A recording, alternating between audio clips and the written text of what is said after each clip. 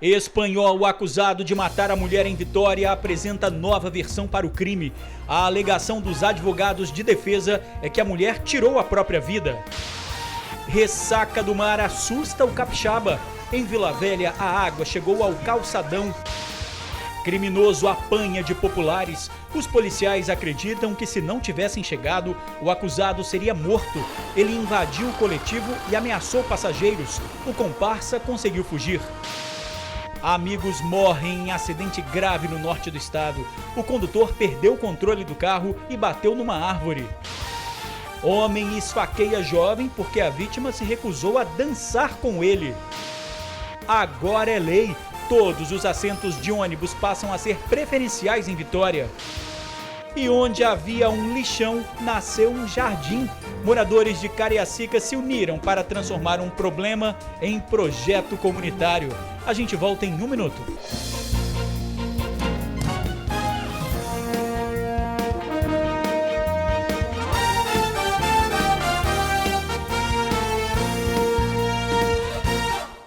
Olá, boa noite.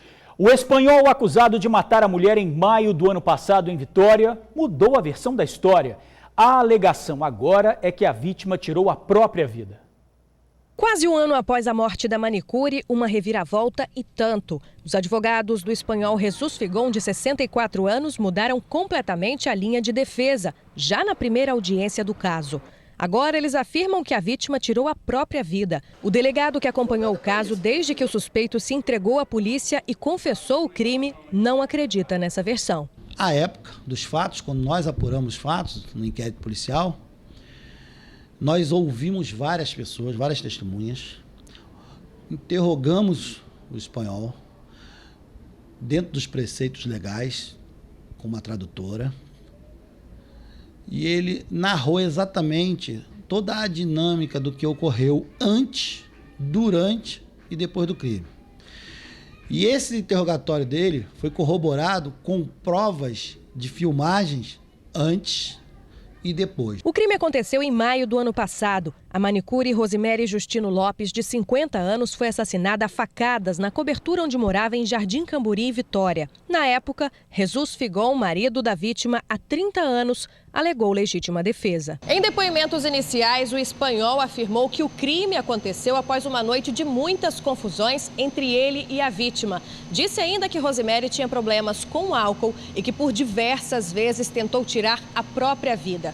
Para o delegado que acompanhou o caso, a defesa estaria se aproveitando dessas alegações para tentar inocentar o réu. Para mim é um meio de defesa, lastreado por um laudo cadavérico que deu morte inconclusiva, e baseado nisso e com o histórico também de que ela havia tentado contra a própria vida dias antes, é lógico que a defesa está montando uma história no sentido de fazer o jurado crer que houve um suicídio e não um homicídio. Outra informação importante que se contrapõe a essa nova alegação diz respeito à forma como a manicure foi morta. Foram 3 facadas no peito. Quem tem experiência na área não acredita na possibilidade de suicídio. Não acredito, até porque foram 3 golpes, 2 de natureza leve e 1 que causou o evento morte.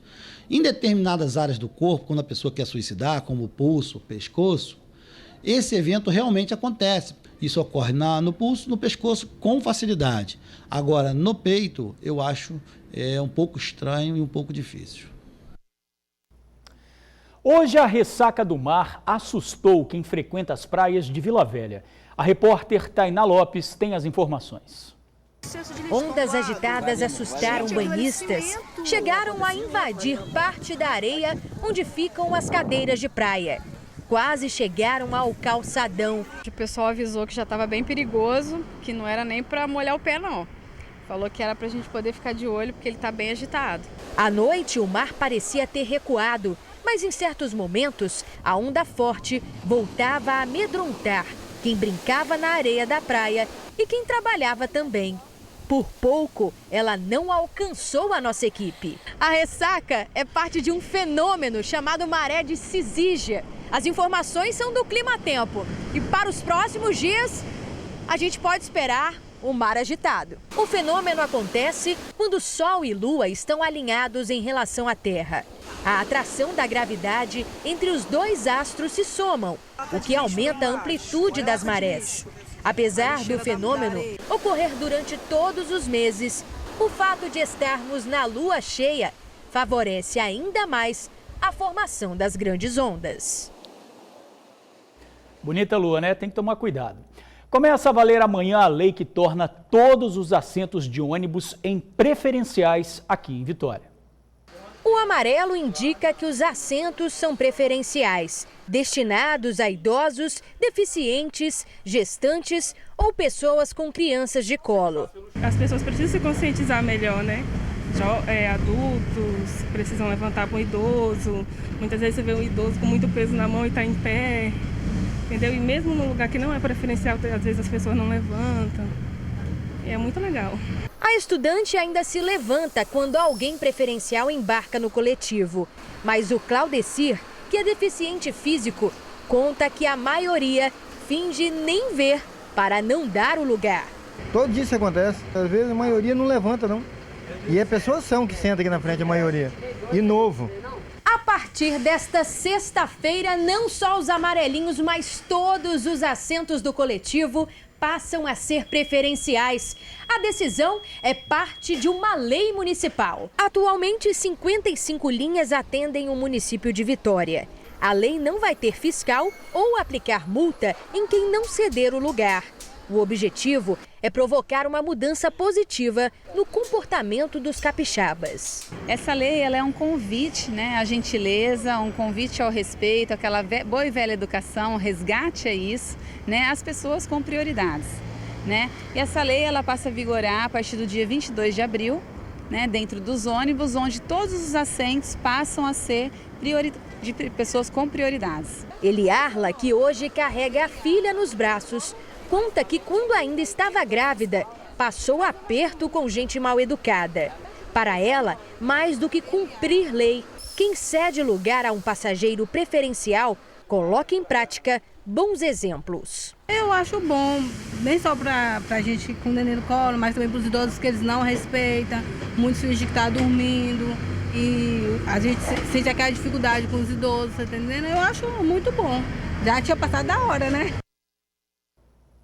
É isso, vamos usar o bom senso e fazer valer a lei. Denúncias podem ser feitas pelo 156.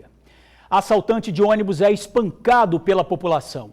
Se os policiais não tivessem chegado na hora, algo pior poderia acontecer. Os criminosos invadiram o coletivo e ameaçaram de morte 15 passageiros. Na fuga, um deles conseguiu fugir, mas o outro foi detido. Esse foi o estado em que Leandro Matias da Costa, de 21 anos, foi detido. E olha que a chegada da polícia, na verdade, foi a sorte dele. Se eles não tivessem intervido a situação, eu acho que a população tinha levado o criminoso a óbito. Leandro e um comparsa foram responsáveis por um assalto a ônibus em Jacaraípe na noite de ontem. Cerca de 15 passageiros estavam dentro do coletivo na hora do crime. 4 celulares e uma mochila foram roubados. Só que uma guarnição que fazia patrulhamento de rotina na região viu quando eles deixaram o coletivo e fugiram por esta mata. Os policiais que conhecem a área seguiram pelo bairro, sabendo exatamente aonde os dois iriam parar. Um deles, que fugiu a nado, se safou. Mas quando a população descobriu que Leandro era um assaltante, se juntou para dar uma surra nele. Era tanta gente revoltada que os policiais precisaram de apoio para tirar o bandido de lá. A guarnição, composta por 2 militares, vendo que eram mais ou menos 50 a 60 moradores, nós fizemos o procedimento correto da Polícia Militar, que é pedir o apoio, e conseguimos deter o indivíduo. Logo após, encaminhado ao Jaime, ele foi medicado e recebeu alta. Tinha apenas um corte superficial na cabeça e algumas escoriações vindo das agressões dos populares e conduzido ao DPJ. A dupla de criminosos entrou no coletivo que seguia para Planalto Serrano por volta das 9 horas da noite, aqui no terminal de Jacaraípe, na Serra. Eles estavam armados e logo no início da viagem anunciaram assalto. De acordo com o relato das vítimas, eles foram bastante agressivos. A todo momento ameaçavam atirar. Colocaram a arma na cabeça de várias vítimas lá dentro.